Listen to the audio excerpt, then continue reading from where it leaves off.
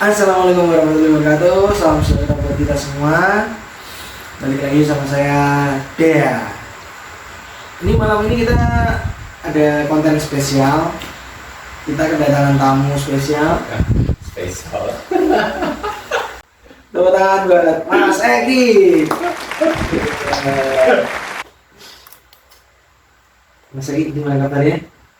Alhamdulillah. Alhamdulillah. Nggak usah terlalu tegang. Santai aja, kita ngobrol-ngobrol aja Mas Egi. Maklum Mas, udah hampir 5 tahun nggak up lagi. Wis. Berarti dulu sempat naik ya Mas Egi? Alhamdulillah. Boleh diceritain ke teman-teman singkatnya perjalanan Mas Egi?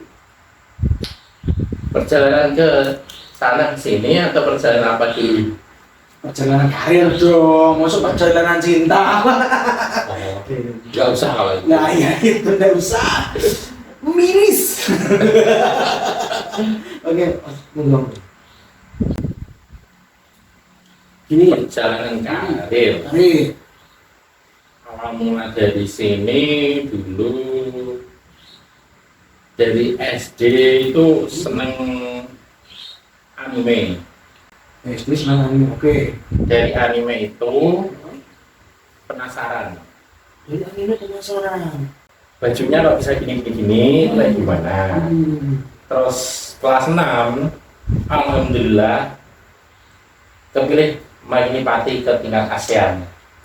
Tingkat ASEAN, Iya, kelas 6 SD. iya. Papi jos, ya loh. Kelas 6 SD mewakili Papi. Bahkan Indonesia ya berarti ya? Enggak, Indonesia. Jadi setiap kabupaten disuruh mengirimkan beberapa yang pintar desain-desain.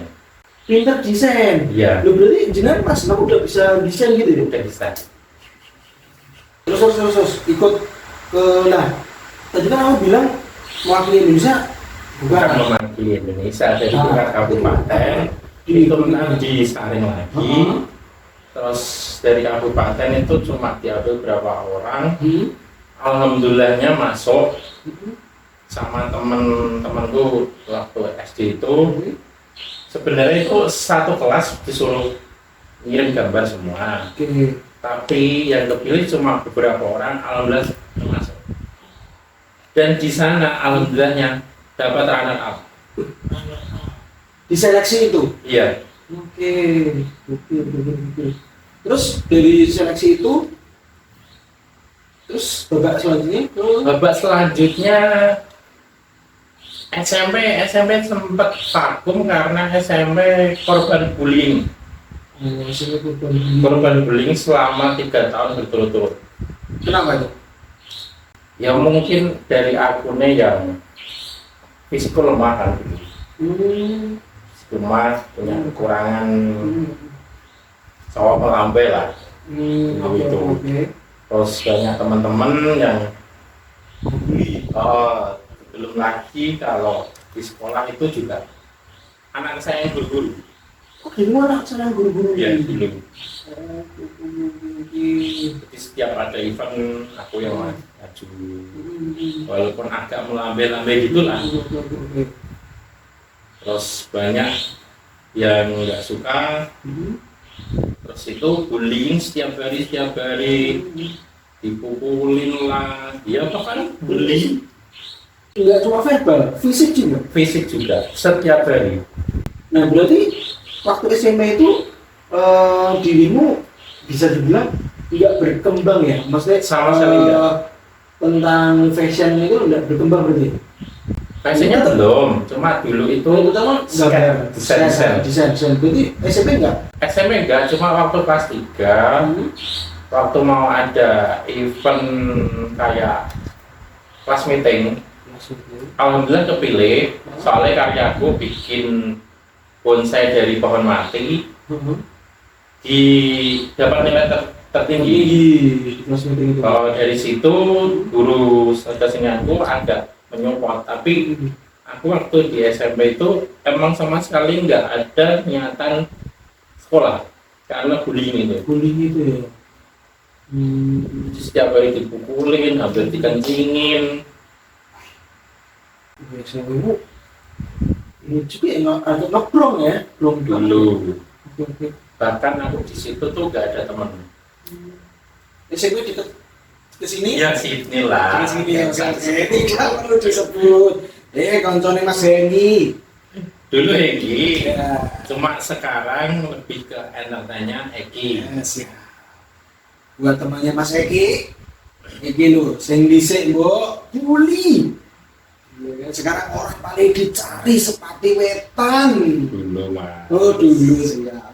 Terus Sekarang diikhlaskan aja. dijelaskan aja. Tapi masih ada beberapa yang kontekan atau udah lulus kontak semua? Kalau kontekan enggak, sayanya lebih milih menghindar. Oh gitu.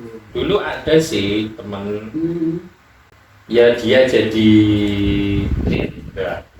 Waktu aku kepilih, makili ada event di Bekti. Nggak sengaja, yang bullying itu ketemu dan ngawal aku. Malah jadi ngawal gini Bu? Iya.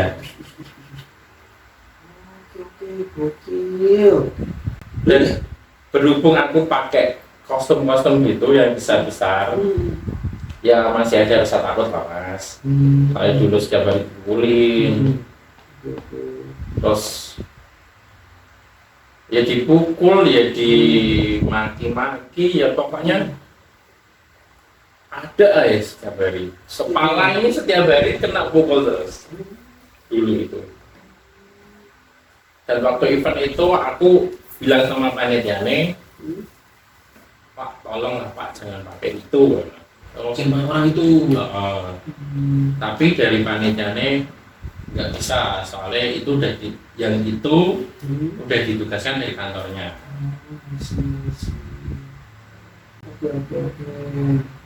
Nah, tadi SMP dirimu menang desain bonsai. Oh, bikin bonsai. Bikin bonsai.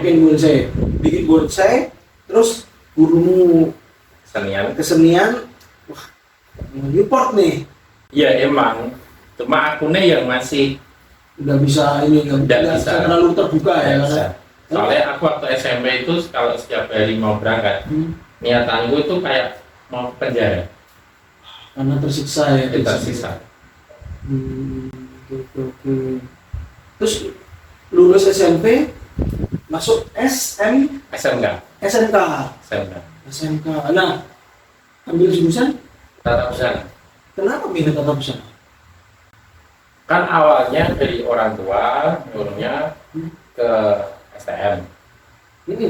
Berhubung aku masih trauma dengan anak laki-laki yang setiap hari aku dari SD, SMP dibullying mereka terus itu.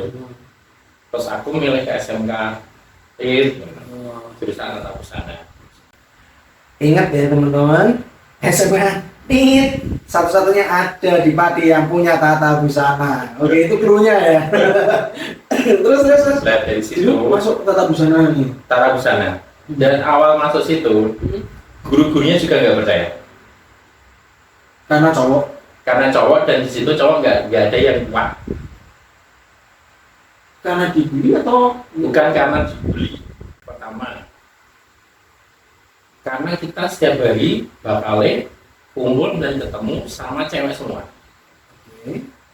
Terus ada beberapa guru lah. Kalau kita nggak kuat mengikuti, ya mungkin kalau kita cowok pasti merasa risih. Risihnya karena kita dianggap sama cewek. Ya. Apalagi aku dulu keterima satu kelas dan satu jurusan cuma cowoknya Cuma satu. Angkatan itu. Ya. Berarti tambah tekanan, tambah dahsyat berarti.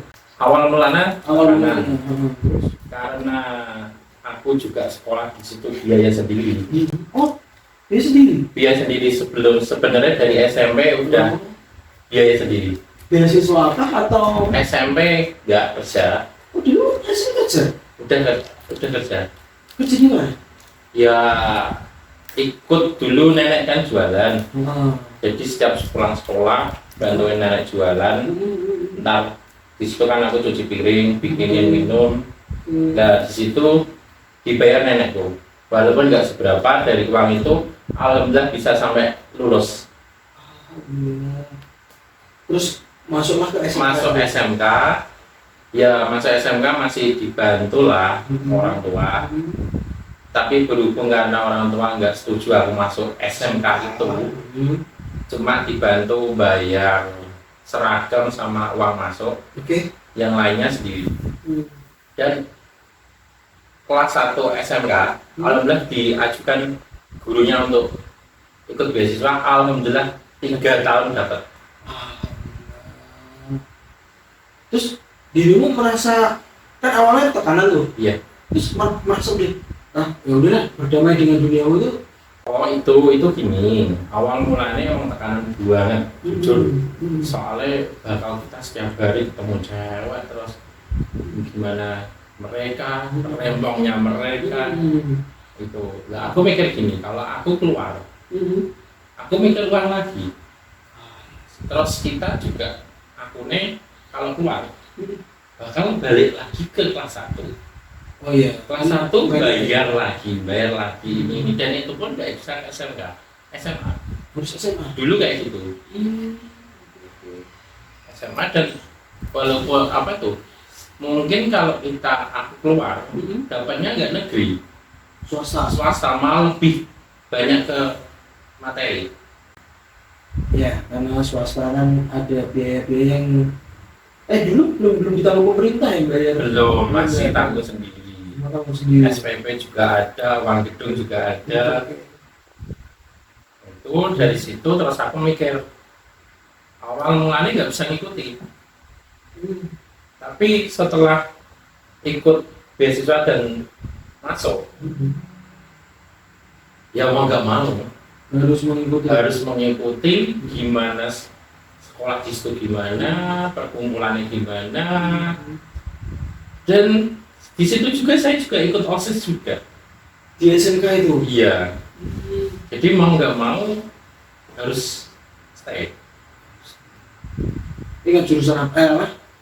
Seksi apa waktu OSIS?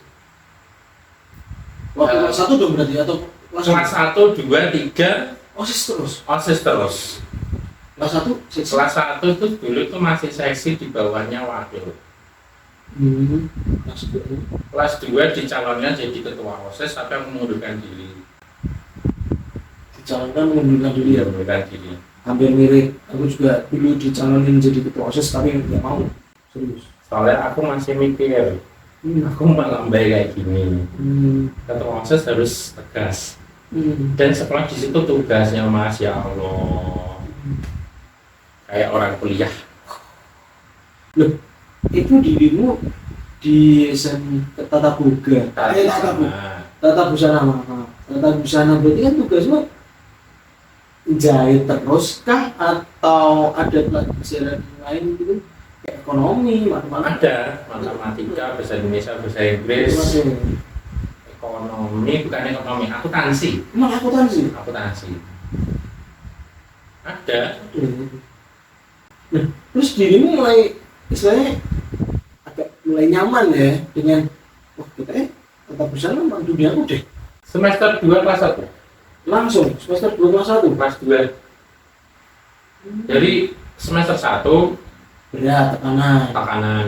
Belum lagi aku juga baru pertama kali itu satu kelas sama cewek semua.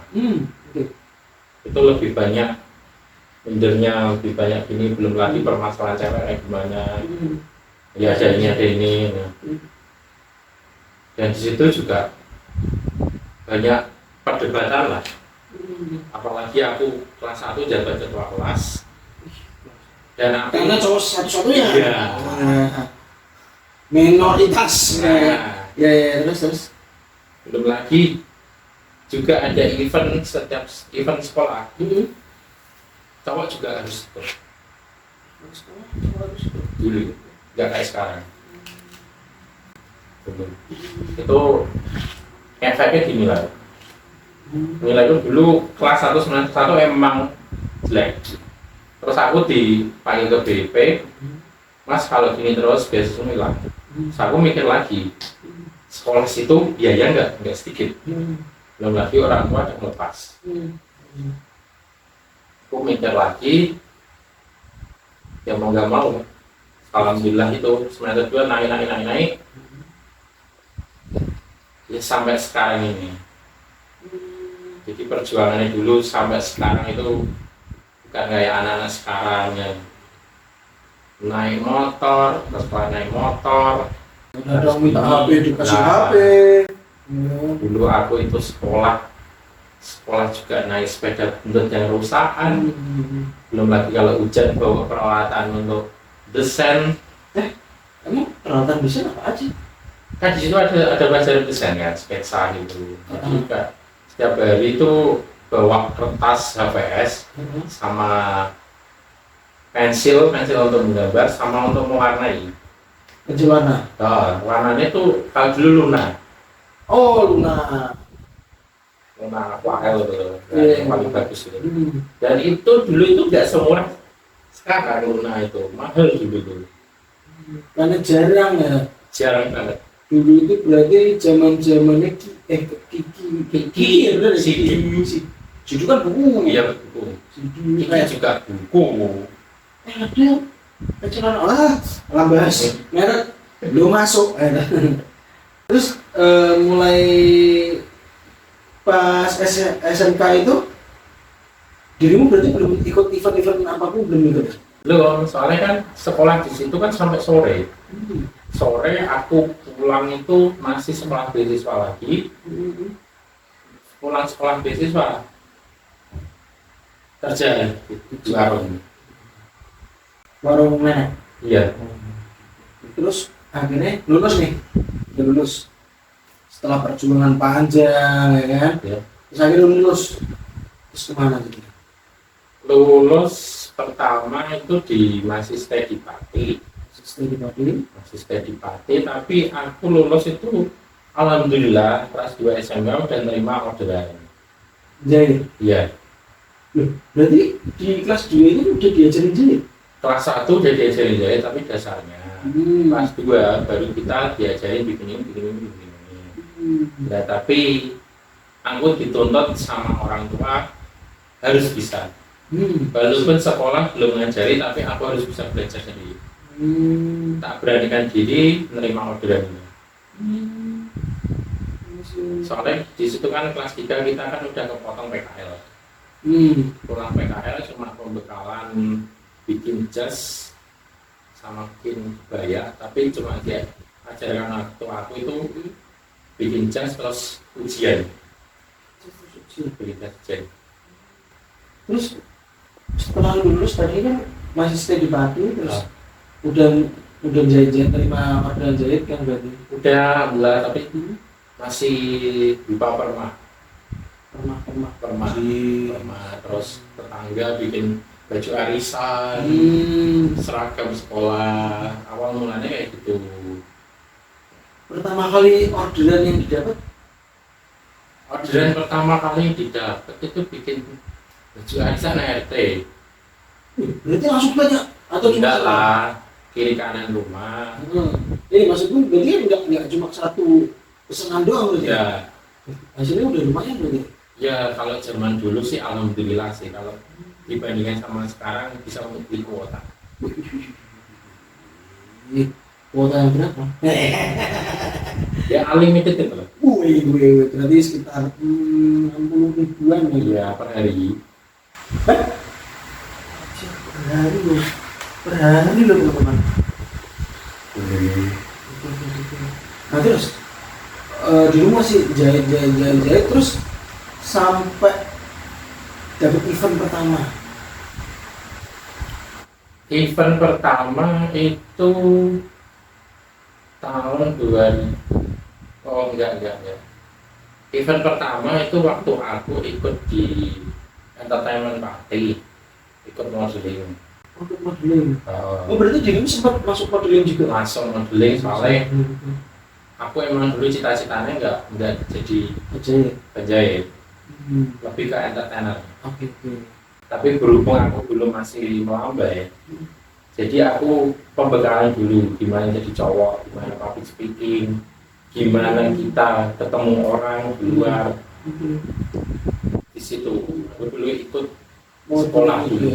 Oh sekolah Sekolah pribadian dulu. kepribadian sama modeling. Di situ aku ya awalnya ya masih anak desa yang nggak tahu apa-apa, terus ketemu orang gini diajari gini. Dari situ yang punya sekolah itu tahu kalau aku bisa bikin baju. Itu pertama kali aku dapat baju untuk event. Baju gaun untuk event. berarti yang masuk event itu berarti hasil karyamu dulu, bukan dirimu dulu berarti ya? Hasil karya dulu. Hasil karya dulu.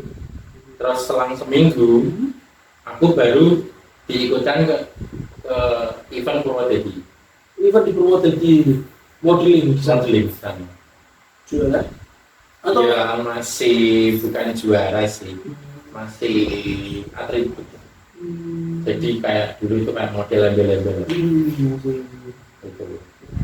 Dari situ karena kan yang tak pakai desainku sendiri, yang jurinya tertarik sama desainku. Jadi bukan dapat penghargaan atau piala modelnya, atributnya itu tadi, karena yang dipakai hasil karya sendiri.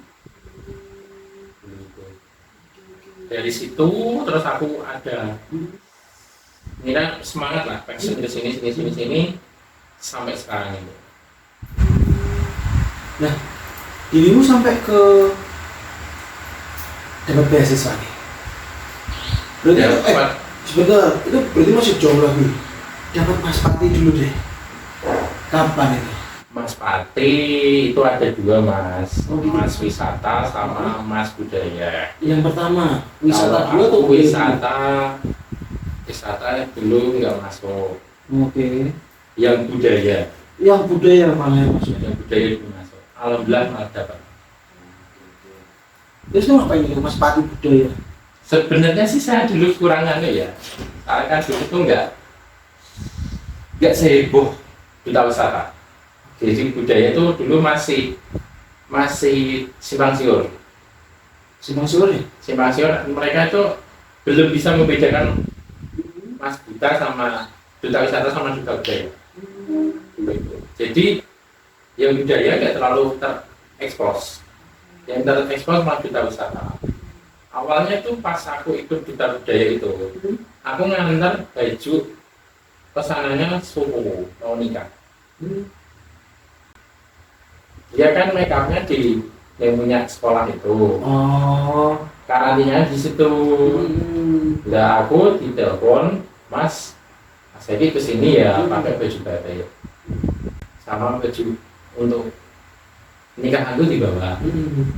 Itu nggak tahunya aku ikut Di seleksi itu. Mas budaya itu. Lolos lah di Alhamdulillah sampai dapat itu, dapat gelar itu. Nah, mungkin buat beberapa teman-teman ini nggak ngerti ya. Apa sih tugas utama Mas budaya? Sebenarnya sih Mas budaya apa Mas Pati budaya kok? kan sekarang ada dua, Mas Duta Wisata Pati sama Mas Mbak Duta Wisata Pati sama Mas Mbak Duta Budaya Pati. Duta budaya. Oh, berarti sebetulnya kalau sekarang berarti Mas Duta budaya. Ya kalau sekarang Mas. Kalau dulu Mas Kalau- Pati. Ya dulu ya mikirnya cuma sebatas model-model biasa. Karena dulu yang budaya belum terlalu diekspos dan belum banyak kenal. Jadi dulu waktu aku dapat itu ya setelah itu ya biasa-biasa aja sih. Malah lebih di up yang wisatanya, duta wisatanya. Dulu itu aku juga nggak tahu tugasku ini apa, kenapa nggak tahu. Cuma pas ada event suruh datang cuma untuk jadi penerima tamu, cuma kelihatan gitu. Terus ada event kebudayaan, ya cuma kayak gitu. Jadi di Baratnya itu kayak pemilihan Putri Indonesia. Setelah dapat kan mereka cuma untuk maskot aja. Tapi nggak ada yang istilahnya kayak kerja konkret mereka tuh apa sih, nggak ada. Kayak misalkan nih kan dirimu duta Budaya. budaya, Harusnya kan memperkenalkan budaya Pati itu kayak gimana itu enggak. Oh kalau itu dari aku sendiri. Malah dari aku cuma kalau sendiri. dari dinas enggak. Kalau dari dinas itu mungkin kalau ada event doang. Kalau nggak ada event kitanya ya harus bekerja sendiri. Harus aktif sendiri lah, bukan bekerja sendiri, aktif Jadi sendiri. masih pakai Facebook dulu atau Dulu masih. ya berarti memperkenalkan budaya Patinya kan lewat Facebook dulu. Iya sama apa itu? Dulu kan masih ramai-ramainya batik bakaran. Oh ya. Lah, memperkenalkan batik bakaran ke masyarakat. Tapi sebelumnya, sebelum jadi duta budaya juga pernah jadi duta batik juga. Oh, sempat jadi duta batik. Sama, lalu sendiri. Sendiri. Ya, maksudnya nggak disupport sama. Nggak ada. Wah. Ya karena itu tadi karya aku sendiri kok unik dari situ. Jadi selama ini aku diangkat dari karya aku sendiri. Oke. Berarti dirimu kan menjahit, iya, model, iya, kan, Mas Pati, iya, Jangan di Mas Pati. oh iya, Dikasih Mas Duta Budaya. Nah, soalnya kalau di sini dibilang Mas Pati, terkenalnya ada duta wisata. Oh, konotasinya soal budaya Iya. wisata. Oke. Sorry. Terus dari jadi Mas Duta Budaya itu sampai ke Indonesia Itu dari itu tuh dari sekolah sih kalau Indonesia itu. Kan dulu kan aku juga siswa berprestasi. Kalau di situ ya punya prestasi, punya potensi kan dicarikan kerja dari sekolah. Dari situ. berarti ke Indonesia dulu atau Mas Budaya dulu?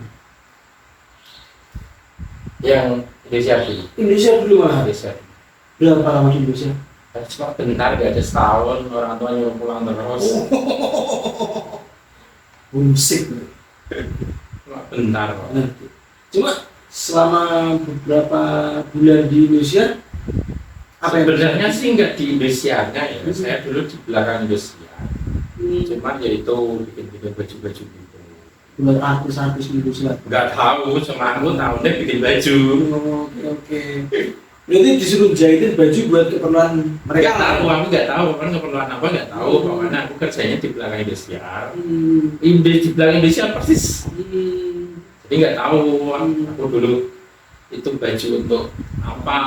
Siapa? Nggak tahu. Oke.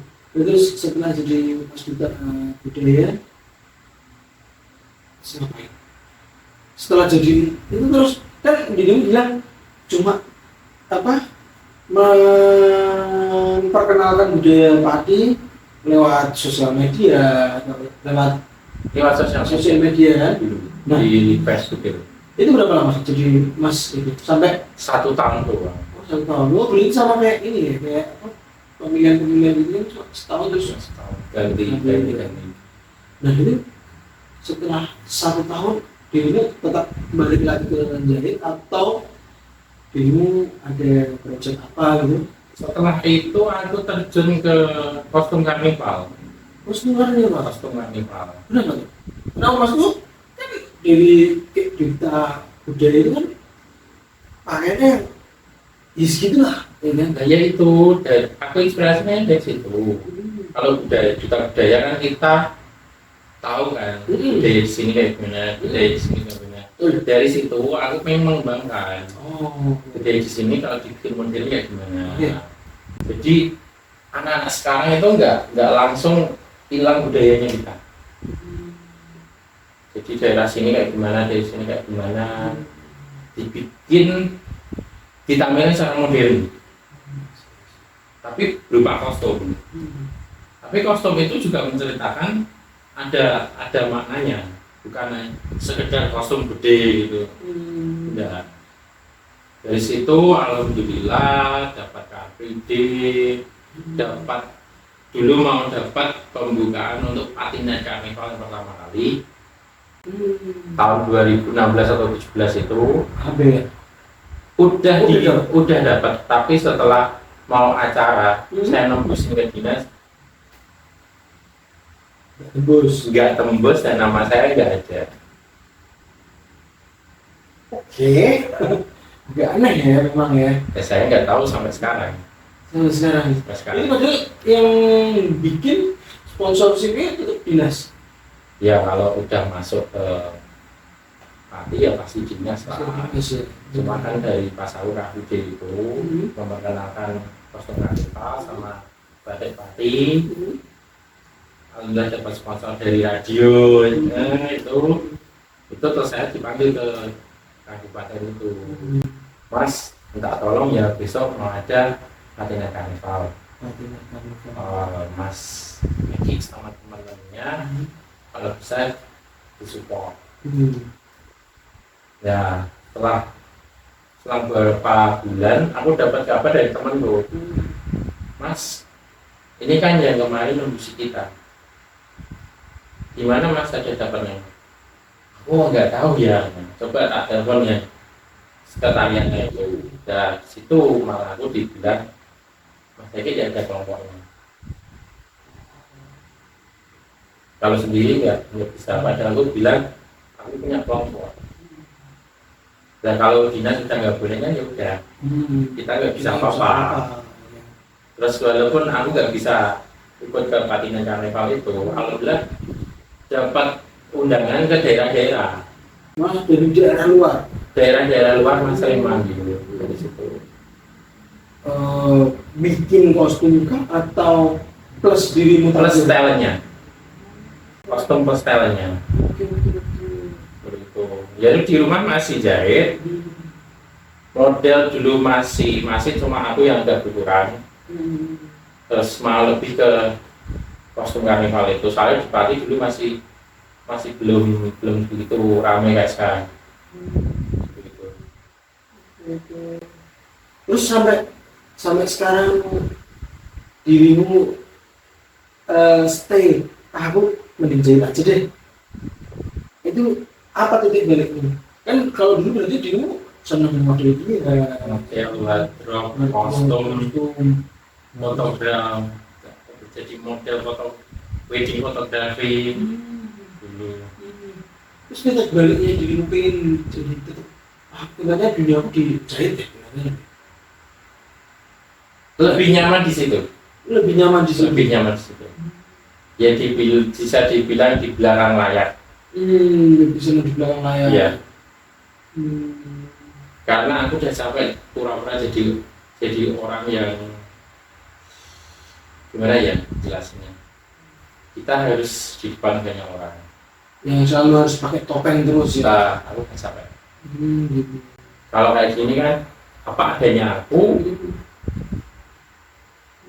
Terus intinya aku kerja, alhamdulillah bisa membantu orang nikahan, membantu orang acara dengan karya-karya itu tadi, permintaan mereka. Dan setelah itu bisa bebas jadi orang biasa. Oke. Karena memang kalau jadi penjahit sendiri berarti ya ini punya aku sendiri. Aku mau ngapain lo terserah aku gitu kan. Aku nggak bisa, itu namanya bukan tanggung jawab, kalau aku masih tanggung jawab ya kerjaan, cuma aku ingin jadi penjahit itu. Aku udah capek dengan dunia entertain yang harus berpura-pura di depan orang, walaupun di depan orang bahagia padahal kita punya masalah. Terus capek juga lah selalu dipermainkan orang. Pengen kayak orang-orang biasa gitu lah. Keluar ya keluar, enggak main-main gitu. Enggak dilok nih wong. Kok ngene dandananmu gitu kan. Kan lebih enak biasa sih. Lebih enak biasa. Terus menurut Mas Eki nih, puncak karir penjahitmu apa? Tahun 2016, 15 sampai 17. Kenapa itu? Itu aku pernah jadi wardrobe. Ya alhamdulillah dipakai model walaupun masih lokalan tapi model udah terkenal kemana-mana. Terus setiap ada event di Pati, alhamdulillah jadi wardrobe juga. Terus dapat jadi duta itu. Terus pertama kali rame-ramenya wedding organizer atau MUA fotografer kan 2016-17 itu pertama kali. Itu kalau setiap ada event alhamdulillah saya jadi wardrobe.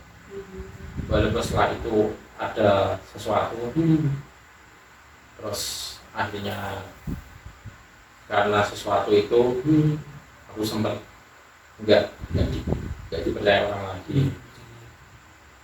Berarti puncak karirmu itu istilahnya kayak masa kemasanmu 2015, 16, 17 terus sampai aku punya ya dibilang anak-anak lah. Aku ngelatih mereka dari nol sampai jadi model-model ternama itu. Malah ngerti model Dulu model talenan, model talenan. ya cuma menyalurkan hobi ya. Kalau sebenarnya ya tukang jahit itu. Untuk maunya dipanggil tukang jahit, gitu. Terus yang terakhir Mas, ada pesan buat teman-teman yang nonton biar mereka bisa istilahnya kayak kalau di lingkungan sukses ya, maksudnya sukses dia udah bisa jadi apa yang dia mau. Maksudnya di sukses ini banyak loh Mas. Iya, kan kalau di lingkungan suksesnya tuh bisa jadi dirimu sendiri lah istilahnya. Ya kan dari yang tadi perjuanganmu kayak gitu kan sampai sekarang ada nggak pesan-pesan buat teman-teman? Ya mungkin untuk ya kalau aku lebih nyarannya ke anak-anak sekarang ya, anak muda sekarang lebih bisa apa itu? Intinya kalau kita punya bakat disalurkanlah ke tempatnya. Terus jangan ngikutin alur sekarang. Ya boleh ngikutin alur sekarang, tapi lihat posisi kita berada di mana. Ya tahulah anak-anak sekarang gimana. Apalagi kalau yang sekolah di SMK setelah lulus malah bukan bingung. Kebanyakan mereka malah sekolah pelajaran yang didapat dari SMA itu nggak dipakai. Itu kalau mau ikut sekarang nggak masalah, maksudnya perkembangan sekarang nggak masalah. Itu juga bakal tren-tren yang kayak gini. Cuma dilihat lah. Kalau aku miris lihat anak sekarang. Pergaulannya, perkembangannya, apalagi di fashionnya, apalagi yang muslimah itu. Napi ya. Ya aku nggak mau ngikut itulah. Yang muslim itu cara fashionnya diperbaiki. Kurang muslim. Ya aku nggak bilang gitu. Maksudnya aku cuma minta diperbaiki. Lagi? Ayo. Ya mungkin jadi diri sendiri itu lah. Jadi diri sendiri dan sesuai kemampuan. Jangan kita orang nggak punya. Nggak punya. Nggak punya Rubicon, tahu-tahu sok-sokan pakai Rubicon bapaknya. Itu beda lagi Mas. Nggak usah bawa Mas. Nanti kena kasus Mas. Iya, gatel, pengen ngomong gitu. Jadi buat teman-teman, satu pelajaran yang bisa kita ambil dari Mas Egi adalah seperti apapun kita ditindas atau kita dibully orang lain, itu nggak perlu kita balas. Cuma kita jadikan itu sebagai dorongan untuk motivasi untuk bisa jadi lebih baik lagi, dan kita harus membuktikan diri ke mereka bahwa kita memang bisa. Oke, gitu aja dari saya. Assalamualaikum warahmatullahi wabarakatuh.